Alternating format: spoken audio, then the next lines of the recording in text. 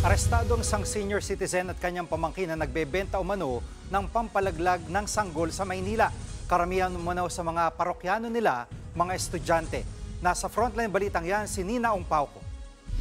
May karapatan kayo manahimik. May karapatan kayo manahimik. Ano masabihin nyo ay pwedeng gamitin lang sa inyo?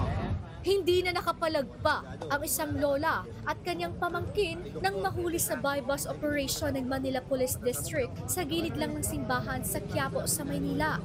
Inaresto ang mga sospek dahil sa iligal nilang pagbebenta ng gamot na pampalaglag ng sanggol. Ayon sa mga pulis, matagal na rin silang nagmamanman matapos makatanggap ng impormasyon na muling umuusbong bentahan ng gamot pampalaglag sa nasabing lugar. Makikita mo pa doon ang sinasabi is mostly mga students, mga teenagers, karamihang parokyano ng mga ganitong gamot. We will not allow this to happen. Online din daw ang bentahan ng mga sospek na pampalaglag.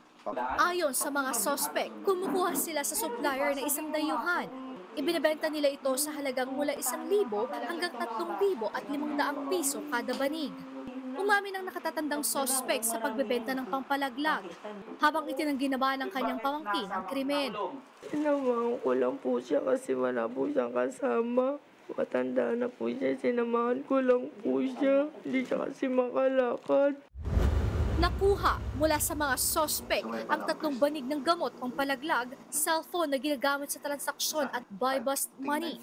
Nasa kustodiya ng Manila Police District ang mga sospek na makaharap sa reklamong paglabag sa Food and Drug Administration Act. Nagbabalita mula sa Frontline, Nina Ongpauco, News 5. Mga kapatid, Julius Babaw po. Iba na ang may alam at may pakialam sa panahon ngayon. Para sa Frontline ng mga balita, mag-follow at mag-subscribe sa social media pages ng News 5.